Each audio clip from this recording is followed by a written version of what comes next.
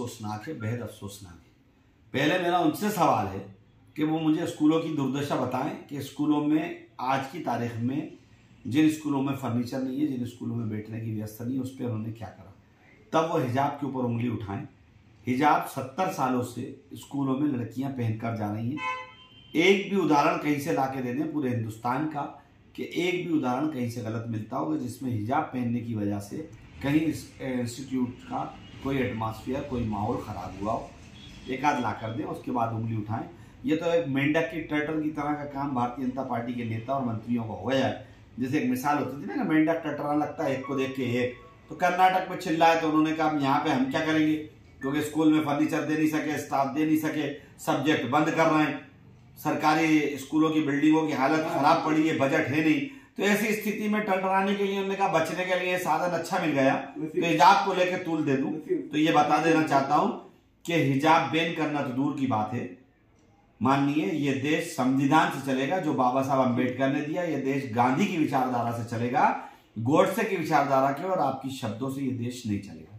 मध्य प्रदेश में इस तरह का जो भी इशू होगा उसका कड़ा विरोध करेंगे और किसी हाल में उसको लागू नहीं होने देंगे। नमस्कार। कर्नाटक में हिजाब को लेकर कर्नाटक सरकार द्वारा जो मामला चल ही रहा था, उसी बीच हमारे मध्य प्रदेश के शिक्षा मंत्री इंदर सिंह परमार द्वारा भी कहा गया है कि मध्य प्रदेश के स्कूलों में भी हिजाब पर प्रतिबंध लगाया जाएगा, यानी नकाब पर प्रतिबंध लगाया जाएगा। बड़े शर्म की बात है। मैं आपको बता देना चाहता हूं कि ये सीधा सीधा भारतीय जनता पार्टी की जहां जहां सरकारें हैं वो व्यापार से, बेरोजगारी से, महंगाई पे, अर्थव्यवस्था से, इन सारी चीज़ों पर ये सरकारें फेल हो गई हैं। अब इनके पास में कोई चारा नहीं बचा। ये सीधा सीधा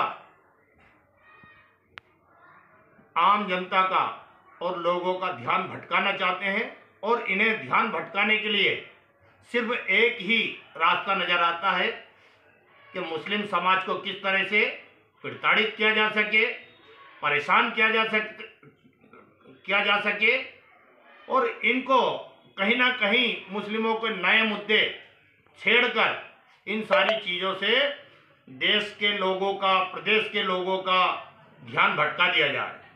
तो माननीय इंदर सिंह परमार जी, मुझे शर्म आती है आपकी विचारधारा पर। और जहां एक और आप लोग कहते हैं कि हम सबका साथ और सबका विकास, सबका विश्वास, क्या यही आपका सबका साथ, सबका विकास और यही आपका सबका विश्वास है कि एक धर्म को आप टारगेट करते हैं, एक धर्म को टारगेट करके अन्य धर्म के लोगों को गुमराह कर रहे हैं, उन लोगों को महंगाई की तरफ से ध्यान हटाना चाहते हैं, रोजगार की तरफ से ध्यान हटाना चाहते हैं, अर्थव्यवस्था से ध्यान हटाना चाहते हैं, बेहताशा महंगाई से ध्यान हटाना चाहते हैं। आज देश और प्रदेश कहां जा रहा है? हमारा इस देश के अंदर, भारत के अंदर, ये देश गंगा जमुनी तहजीब के लिए जाना जाता है। हमारे इस देश के अंदर हमारे हिंदू भाई, हमारे मुस्लिम भाई, हमारे सिख भाई, हमारे ईसाई भाई आज एकता के साथ में मिलजुल कर रहते हैं। यही हमारे देश की खूबी है। हमारे देश की एकता और अखंडता को पूरे वर्ल्ड के अंदर जाना जाता है। लेकिन आप लोग अपनी खाली राजनीतिक रोटियां सेकने के लिए मुद्दों से ध्यान भटका